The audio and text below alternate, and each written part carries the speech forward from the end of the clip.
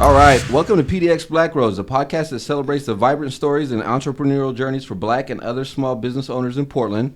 I'm your host, Andrea Gebreab, Small Business Navigator for the Soul District Business Association. Today we have a special guest joining us. Please give a warm welcome to Andrea Bontemps, the owner and head chef of LeBontemps Cafe and Catering Business.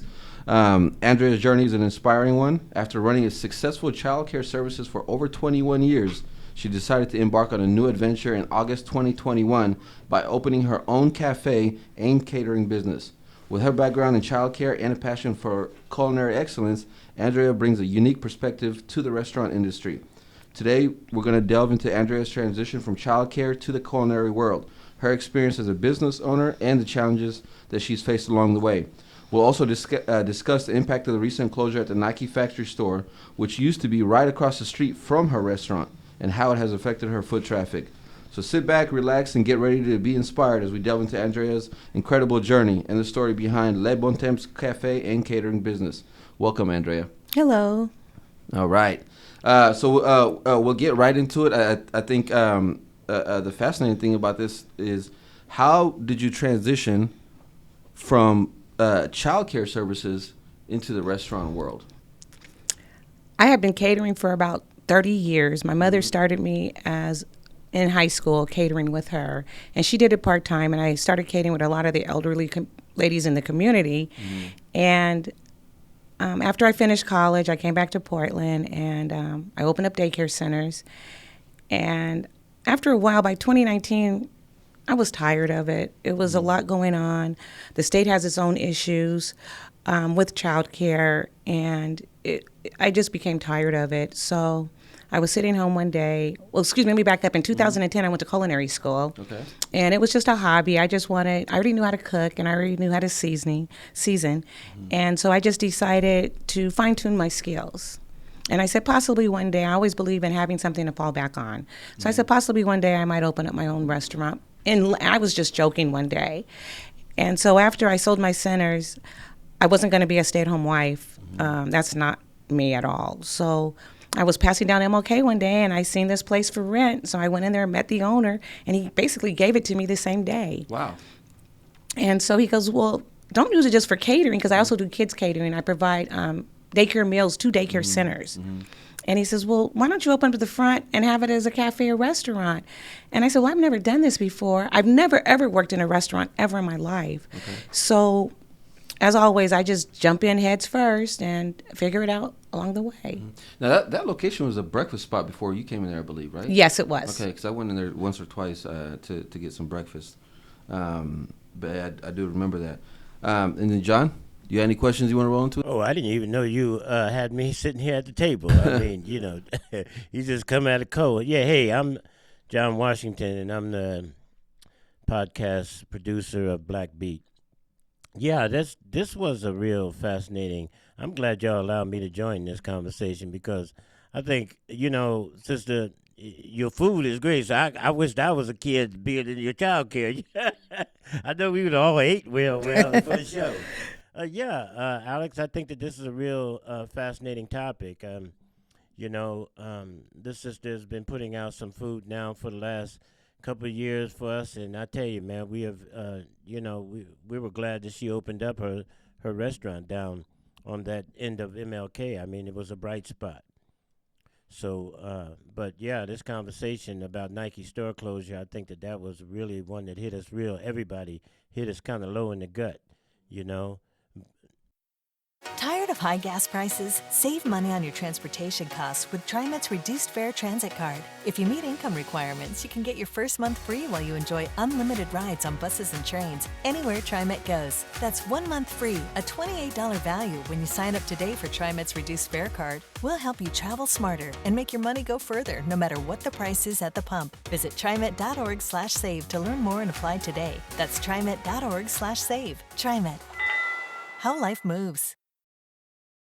Well, we're definitely going to get to that. But what I want to do is make sure we get Andrea an opportunity to talk a little bit more about her business. Number one thing I want to know is, what kind of food do you make? It's Creole Cajun. Okay. And so it's not the typical soul food. Everybody thinks that there's certain foods that I should have, but we have to let people know it's not the typical soul food. It's more Creole Cajun, where we have pastas, we have soups, we have salads, we do have fried chicken, we have alligator.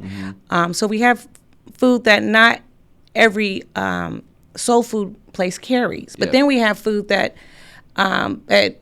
doesn't have soul food. You know what I mean? So it's a bunch of different infusions, and then if people have to know the history between the French, the Spaniards, and the Africans that made Creole food. Okay. And so a lot of people don't understand the history, and so that's what makes Creole Cajun food, is the history of it.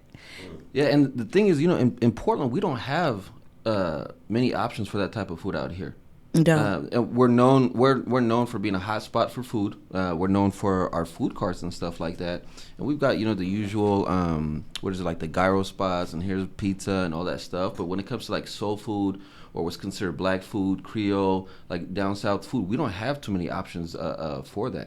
No, we don't. And I think when I look at the history of the boulevard, man, coming up that street like every day for the last 20 years, almost, and recognizing what's on that in the morning, you coming into the office and you hungry and you go, well, what's out here to eat?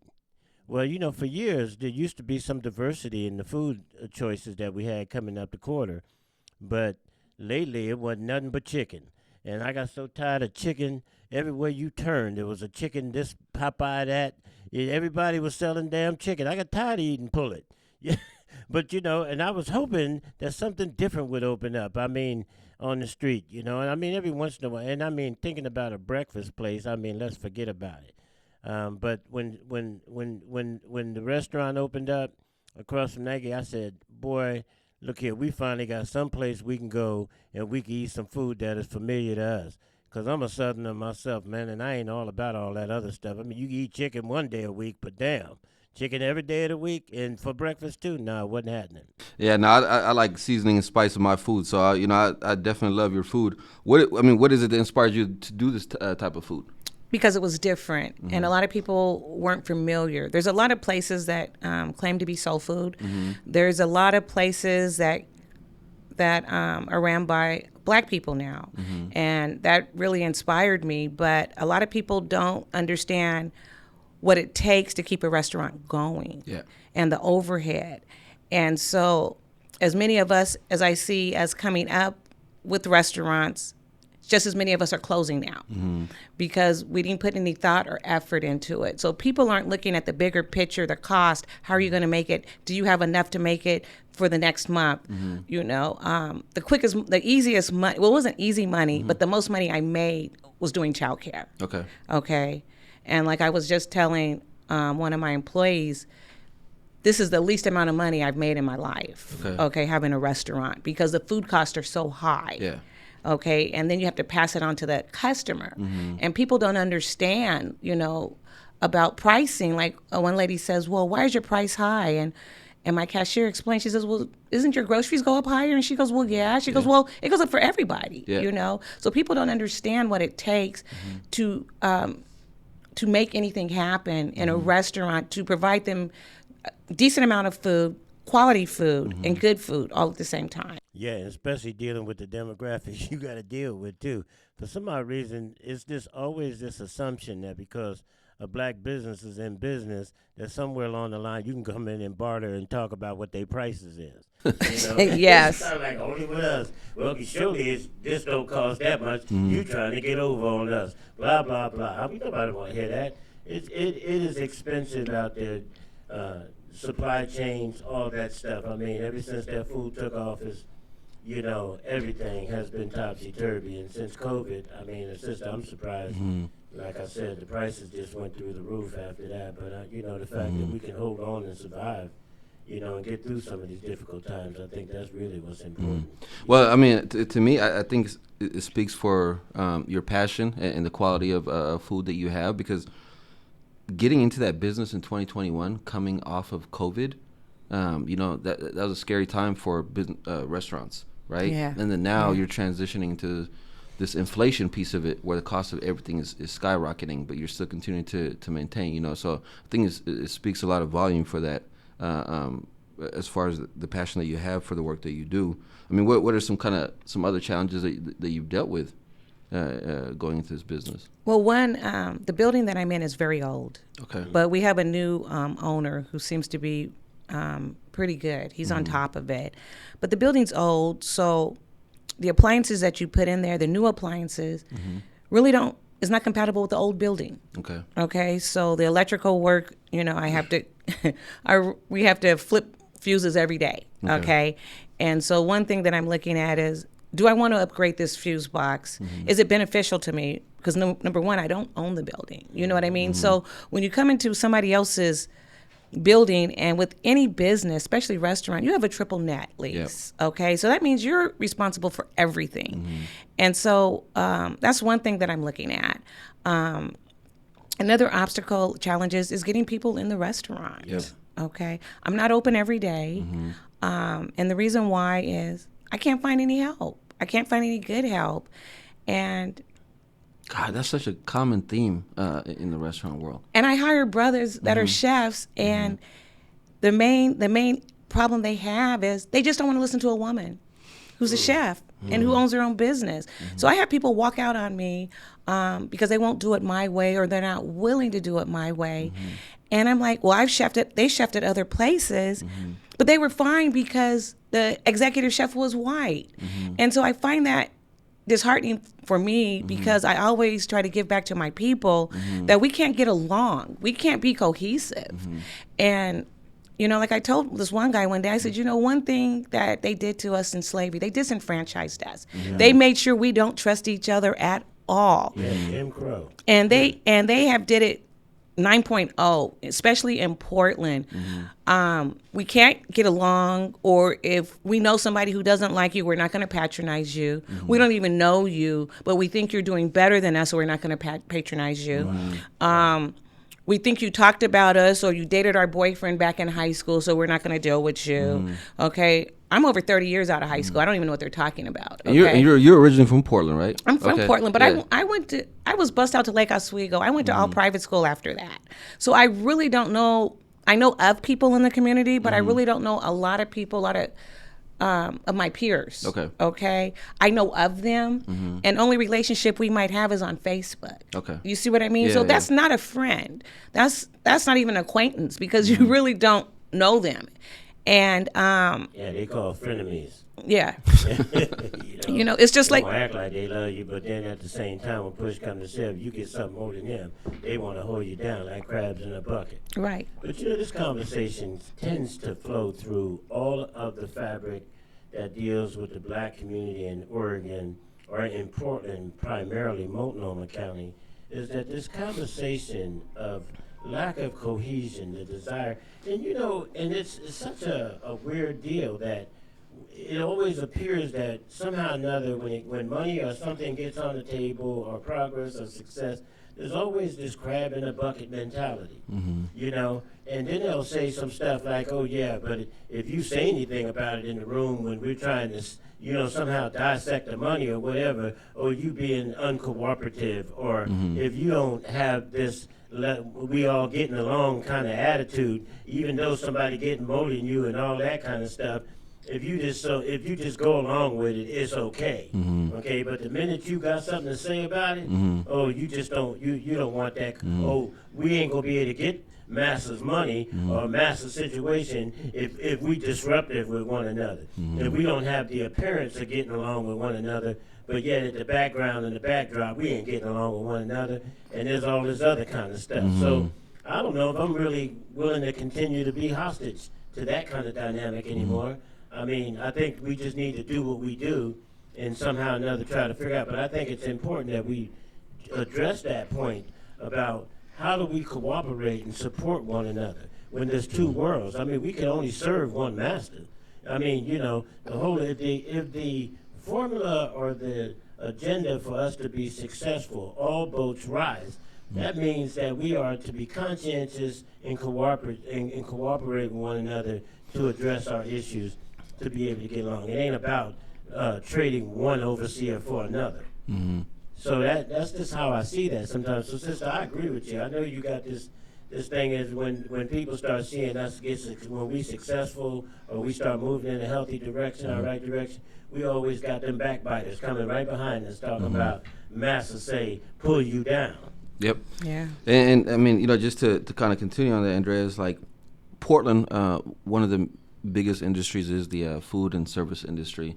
And there's always this notion that there is hopping around, like, oh, if it doesn't work out for me at this restaurant, at this bar, this is such a big industry that I can go somewhere else, right? And a lot of them do face the challenges. And I remember growing up in Portland. I grew up in Northeast Portland, and if you wanted to go to any black business, you always came to MLK. I used to ride my bike up and down MLK, barbershops, all type of stuff. You would just go hang out on MLK up and down and stuff like that. So now that we have this like resurgence or this push to try to bring black back to MLK, the MLK corridor, you are a part of that story. You're part of that push of trying to bring all that back.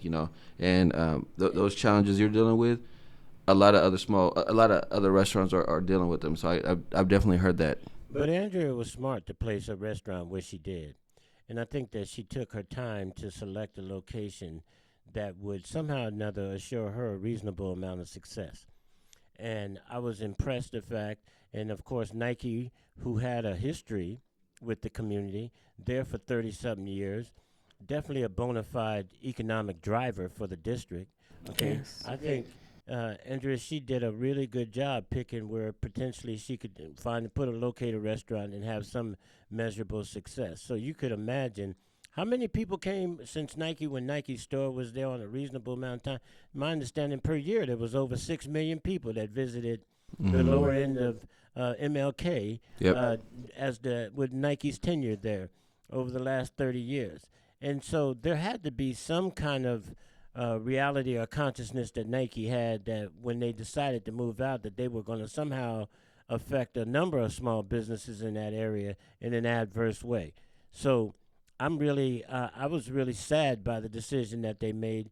But, and even recognizing Phil Knight and some of those thoughts about what he might have been having at that time, that the people who sat down on the table and gave him an option or an exit strategy out of the situation did not adequately represent the clientele or the businesses that's down around that store, 4 blocks either way, right?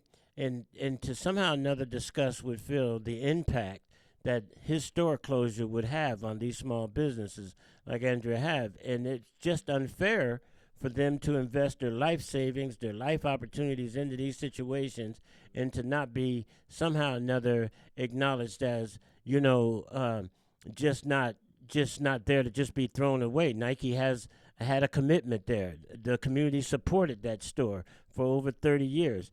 Somewhere along the line, small businesses like Andrea should have been somehow or another acknowledged and compensated for that decision. And I'm still of the notion to believe that the people sitting at the table that was representing our community at the time with Phil did not adequately represent the small businesses down on that end. Yeah, I mean, I agree. And, Andrea, so in addition to situations like the Nike store closure and then with you having issue with staffing and all that stuff, how have you made up for not having the store open? Like how do you keep the business going? Like, I know you do catering and all that stuff, but how do you pivot? I keep the restaurant doors open Thursday through Sunday. The rest of the days I cater. Okay. So I have a chef that's there on the weekends at work, so it takes some of the pressure off of me. But 90% of the work I do by myself. Wow. Okay. Big lift, Andrea. So Monday I had 7 catering events. No, Tuesday I had 7 catering events, and plus I had Fat Tuesday. Okay. And so thankfully I had one staff member that came in and that could help. And one of my daughters came in and started driving the food and dropping it off for me because it was back to back. Because one thing that is in Portland or Oregon, period, is during Black History Month, you get a bunch of people ordering food for their business offices and different stuff. So I think they feel that they should support us at least once a year. Okay, a small Black business. Yeah. So I know that a lot of the Black businesses are probably seeing quite a bit of people come through their restaurant for the month of February that are non-Black. Okay. Wow. Yeah, I mean, so you would say catering is the biggest portion of your business? Is That's your biggest revenue 50%. driver? Oh, yeah, really? 50 to 60. Yes. And are you do like DoorDash and all that stuff as well? Yeah, I'm trying to get away from that because they take a third. Wow. Yeah, but the thing is, a lot of those businesses that I've talked to in that area, especially on the restaurant side, they depend heavily on those type of services because they're not getting the foot traffic in there. Right. You know, so. But that's the trend, man, and I'm not so sure we should support the trend. I mean, yeah, COVID came in, and it made people a little bit ambiguous about that human interaction kind of stuff on a social level. But to me, DoorDash, all of that is a business, and they are doing what every other major business is trying to do, trying to get a market niche, trying to somehow or another undermine one aspect of business to be able to compensate on it from some other aspect of business. So no one said we had to support that kind of agenda. You know, no one said that you can't you can't right now go into restaurants or go into businesses on the walk. That's a convenience, but to me it's being sold to the people as an option, okay? But don't mean that people got to exercise that option. For me, I like to make sure, even when I'm paying my bills, everybody look at me, they laugh. They say, well, why don't you go online and pay your bills? I walk into the water company. I walk into PG&E and hand them my money. I like to look into the face of people I'm giving my money to. But anyway, I'm just not a big supporter of that DoorDash thing. I think it's a convenience, but I'm not so sure if it's not undermining, just like Amazon and all these other large organizations. I think they're altering the fabric of how we do business, and they're not taking into consideration how they're affecting these traditional businesses who are in storefront, who depend upon the flow of people going and coming.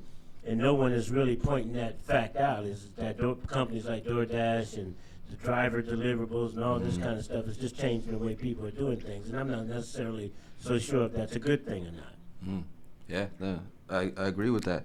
And I mean, like with your type of food, with it being a unique type of food, on the catering side, is it more like repeat clients? Is it referral based? Are you actively doing outreach doing sales or? I put my daughters on that. They Instagram me all the time. Okay. YouTube me. They put me on Facebook. So they're the ones who's keeping up with this new trend. Yep. Reason why, let me back up to DoorDash and all them. I don't care for them because, first of all, they're rude when they come into the restaurant. And my food is made from scratch. Okay, so not everything, this is not a fast food restaurant, like I tell everybody. So DoorDash is on me because they said you'll get more people if you have their food ready in 10 minutes. Well, that's not possible for me. Yeah. You see what I mean? And second of all, sometimes they'll come in and the DoorDash or Uber Eats or whoever will have 8 other orders in their car. And so it just depends what number I am. And people will actually call me up or write a bad review under DoorDash or whatever because their food was cold. Yeah. And like I told them, you used a third party, okay, to get your food. If you come in, your food is hot. Yep. I promise you, it left here hot. Yeah. But you didn't get your food for an hour and a half. So I have nothing to do with that. And you lose control of as soon as they pick it As soon up. as they pick it up, you don't know what's going on. I don't right? know. I don't know anything. Yeah. And one problem we were having, because people can get liquor to go. And so it was Really? Oh yeah, you can get liquor to go still. That's in Portland. legal? Yeah. Wow, Yeah. okay. So I have margarita machines in my restaurant, and the frozen margarita machines, and I have 6 of them. And this one driver would come in, and the people would always order, and they're supposed to ask for their ID. Okay. Because I can't ask for that, but Uber has to ask for it. But every time this one driver, the people will call back, and they never got their drink. Wow. Okay, so that's a driver issue. Yeah. You know, and so my thing is, us as small black businesses, we should be able, if we could get along and talk to each other and not thinking we're trying to steal each other, get together and form our own drivers, pay for the insurance, and pay them like $10 every time they come into our store to pick it up, and pay for their insurance, you know. And even if we had our own cars, because we all have vans, have our own vans and let them drive our vans, and they make $10 to $15 a hit. Well, if we're we're doing off of Uber Eats a minimum of 15 orders an hour. You see what I mean? Yeah. So think how much that driver would make. Yeah. And we wouldn't be losing so much money. Yeah. Let me ask you this, Andrea. I mean, I was just thinking about this. With this scenario, as we talked about DoorDash and these delivery types of structures, does it require a restaurant? Is it traditionally the structure of the restaurant and how you function in the restaurant? Is it different from when you have the clients coming in, sitting down at the table, doing your thing? And say if a stronger amount of your sales was in DoorDash, does it require you a different kind of tooling, a different kind of functionality in the restaurant to be able to serve those kinds of customers versus serving the customers inside the restaurant? Yeah. Tell me a little bit about what that's like. What happens? What do you have to change up a little bit differently to be able to meet? Like, do you have to have a different kind of a cook? Do you have to cook a whole lot more? Keep food on the burner moving forward? Do you make how does all that work? I mean, compared to a person just walking in the restaurant. Well, for me, I have a line. And so on the line, that's the stuff that I make that Thursday. So we always have macaroni and cheese on the line, gumbo, crawfish etouffee, greens, the basic things we have on the line. But when it comes to like jambalaya and stuff, we make that fresh, okay? So we have to make the catfish, the fried chicken, the oysters, and all that fresh, because if you hot hold it, it turns to mush. And for me, everything has to be appealing to the eye as well as appealing to the taste, okay? That's how you sell people, because everybody nowadays is visual, okay? So for me, when, like the other day, Dee Dee and I got slammed. I had 25 people in the restaurant. It's just me back there cooking. And I had 18 tickets from Uber Eats. And so the first thing that I do is I service my customers that are in front of me. Yep. Okay. We give them preferential treatment. We give them all the love, all the hospitality of like they're in the Southern restaurant. Yep. Okay. Uber Eats, I pushed them to the back burner. I told her, I said, turn them tablets off. I got to get caught up. Okay. And so for me, it's juggling, trying to figure out what the people, like with Uber Eats, you know, that's a lot of room you're taking up. You got to repackage everything, put it to go, put a sticker on it, make sure everything's closed up tight, put it under a heat lamp. Hopefully they'll come and get it when you tell them it's done.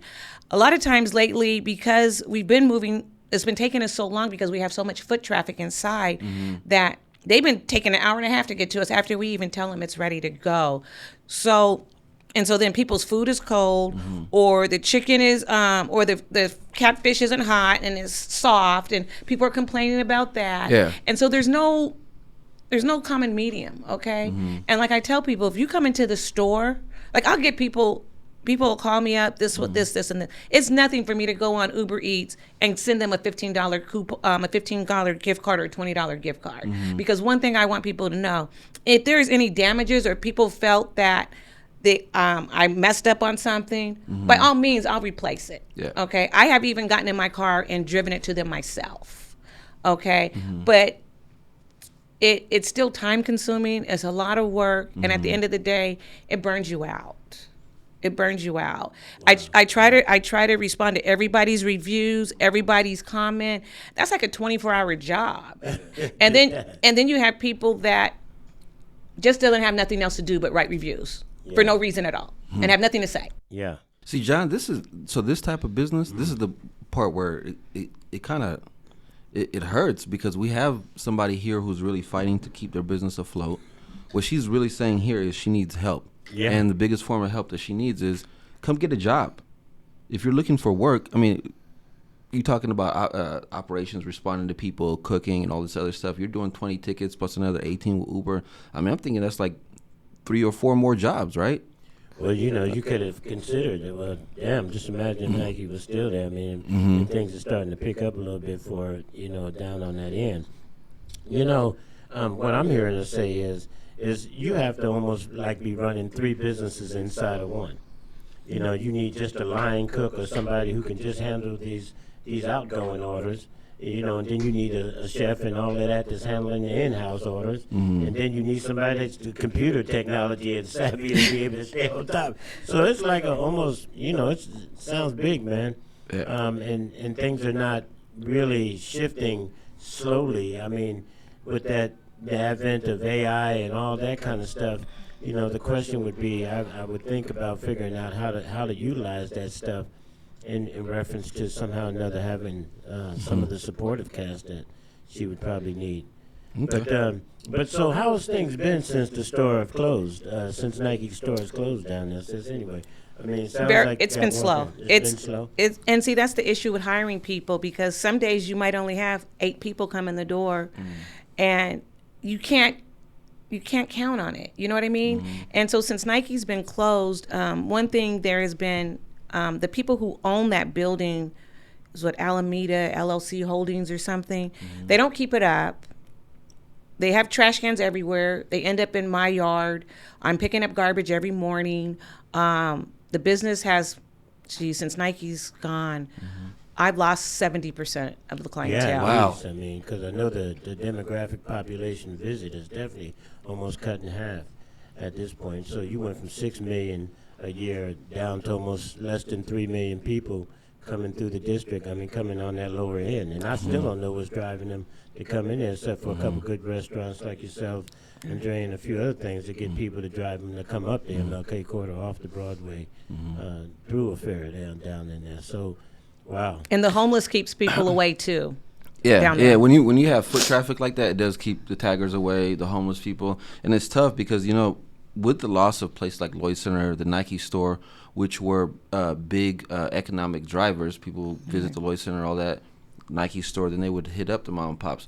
Portland is big on like having homegrown businesses. They're not going to put like a McDonald's in the middle of a neighborhood. We're always going to have like a homegrown restaurant, food truck, and all this other stuff. But if we're going to want that to survive, there's also has to be an element of the big retailers, the big malls, the Nikes and stuff like that. And I think sometimes they don't realize how much of an impact it has on the homegrown businesses. And I mean, the pushback that we get a lot of times when we push on this, John, he really presses on this, kind of trying to figure out why they don't feel like they have a responsibility for that. Their usual answer is that the city doesn't support us, right? There's a lot of issues in Portland. It's blatantly obvious when you're driving around with crime, theft, break-ins, and things like that. So I think there has to be some kind of relationship with a lot of these bigger companies, retail stores, and within the city. So, Andrea, how would you have liked to seen? Would you have liked to seen this happen differently for you, other than Nike just pull out and after a year later say they ain't coming back or whatever? How would you have liked to seen this process, or could this process have been done differently for you? I think it could have been with Nike. I'm the outside looking in, but I think that the city of Portland mayor played a big part. I also believe the police played a big part. And with the theft that's going on in Portland, that's the reason why Walmart's pulled out and Target just about pulled out. Portland is not, so if they're not sustaining their major corporations, then they don't care about the little people, small business, okay? And my feeling is one way, like we just got taxed again on water, okay, through the environmental health. Okay. So everybody's water in Portland went up 15%, okay? If you own a restaurant and you have to have a grease trap, mind you, before I got to my restaurant, there was no grease trap. So they were able to operate all those years without a grease trap. Okay. You had to have a grease trap. Okay. Now, and I have to have it cleaned out every month, and it costs $165. Yeah. So the environmental health has just came in, but I just met with them last week. I'm going to get, now my water's going up 45% on top of that. Yeah. Because they're saying that they're not diluting our grease good enough to flow into the Willamette River. So my attitude is, how is that my problem when I'm paying for service? Okay? So one thing that I think that City of Portland wants, and this is my own opinion, is how you keep people down and keep them poor. Is you give them a little bit more money. You try to give them, and there's hardly any grants out there. You try to give them a little grant, but then you elevate the cost of everything. So we're still paying more taxes. We're still paying more out.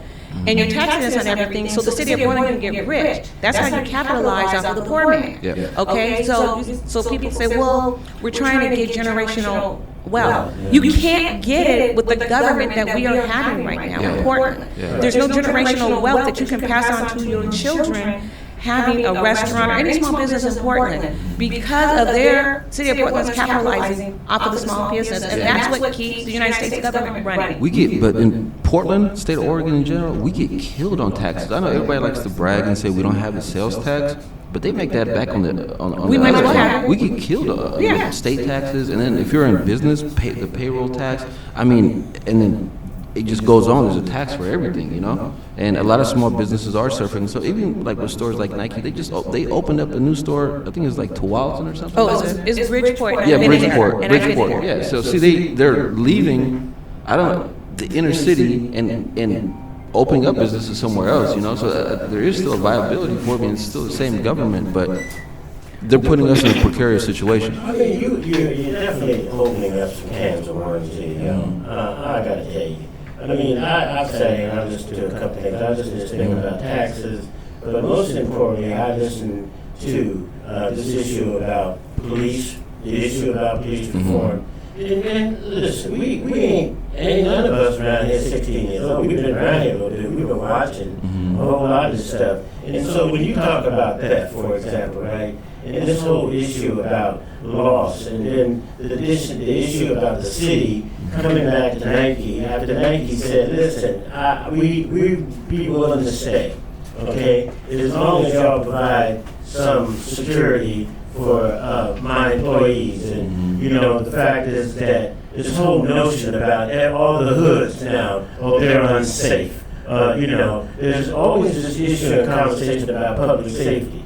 But if you look at the phenomenon, you look back at the time Black Lives Matter, defund the police, all of these things are now on the tail, on the whip, right, as a response to that, right? So now big corporations are saying, well, since Black Lives Matter and they're pressing us to do this, well, let's take the conveniences we've given them out of their communities and say, well, when you take care of theft, and when you take care of public safety, and these things will come back, okay? But this has been cities and communities, urban places have been like this for the last 50 years, okay? And every time a new regime comes in, every time a new conversation starts, the conversation for politicians is about public safety, okay? This whole notion between the city and Nike could have simply been resolved. But the city says that they didn't have enough off-duty police that they couldn't necessarily afford to put over there.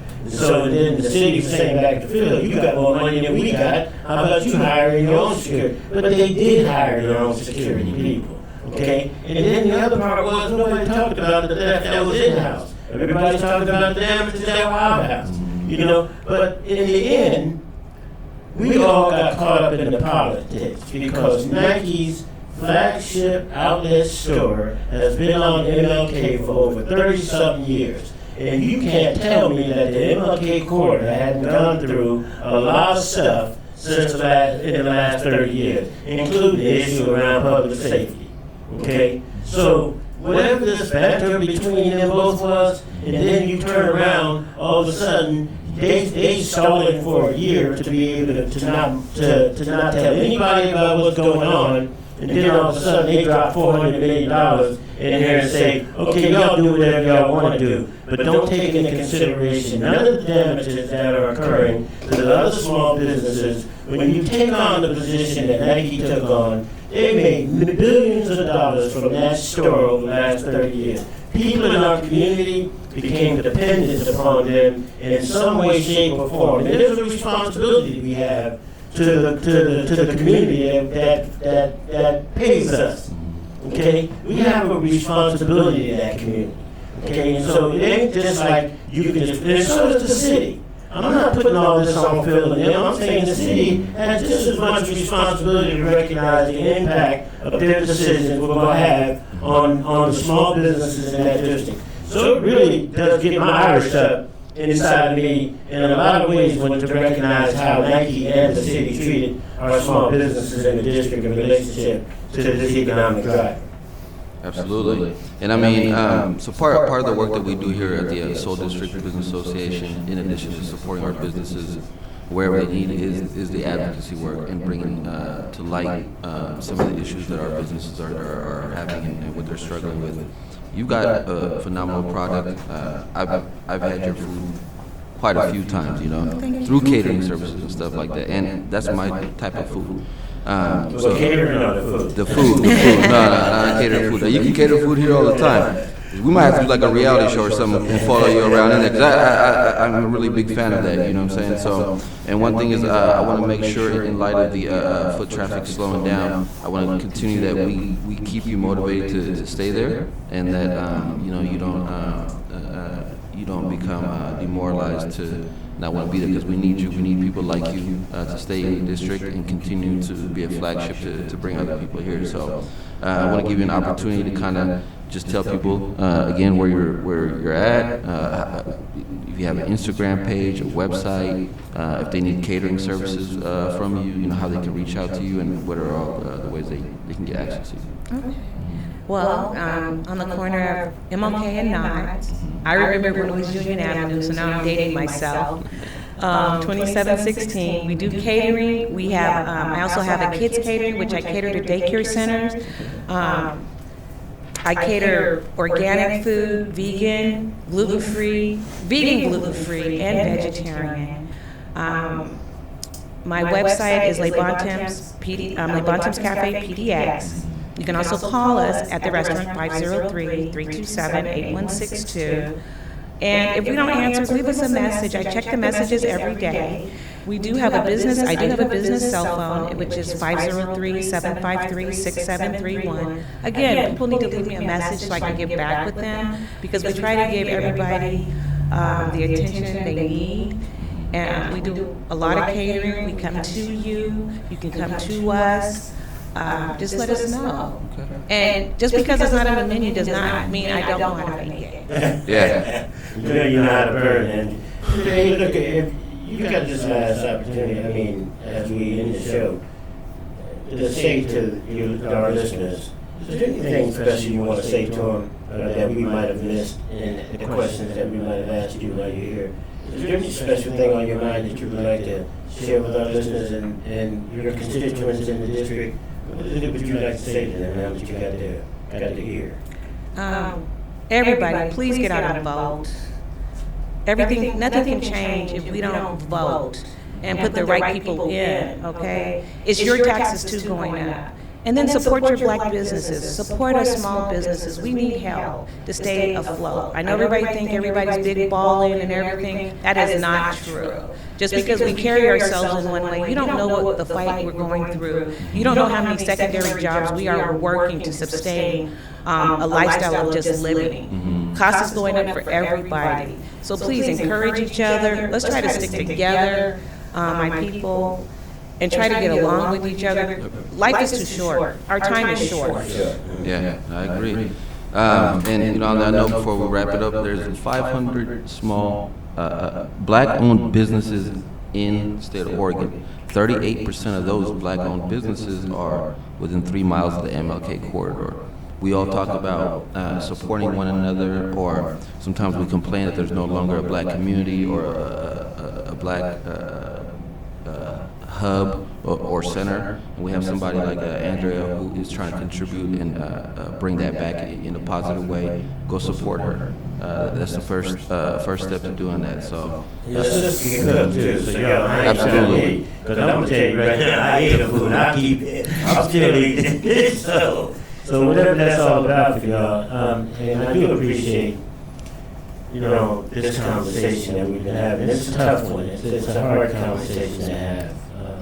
I think that when we look at the whole issues around theft and the issues around this discontent between us all and this crab in a bucket mentality, all of these things are nuances and idiosyncrasies that are driven by people for a reason and a purpose. And that is to keep certain ones of us at a disadvantage while other ones gain. And I do believe that there's a synergy or an ability for us to come together to create a utopia that would serve us all, but I think it's going to require a lot of us to sort of surrender some of the bullshit attitudes that we got going on, and sort of get into the truth about our condition. Theft is a part of us. Tagging is a part of us. Dishonesty, lack of integrity, all those types of things. It's a part of us, but it's up to us to weed all that stuff out of our community, the people who constantly keep coming up. And I'm going to tell you, you thieves out there, y'all keep getting away with it for right now, but boy, oh boy, you're paying a price. You're going to pay a price in the long run. So let's support our businesses out there. Yep. Let's do the things, and let's do the right things. I ain't trying to do all that other stuff, but let's get out there and do the things that we're supposed to do. Amen. LeBontemps Cafe, MLK, and not. Hey, go support Andrea. Y'all better ask somebody.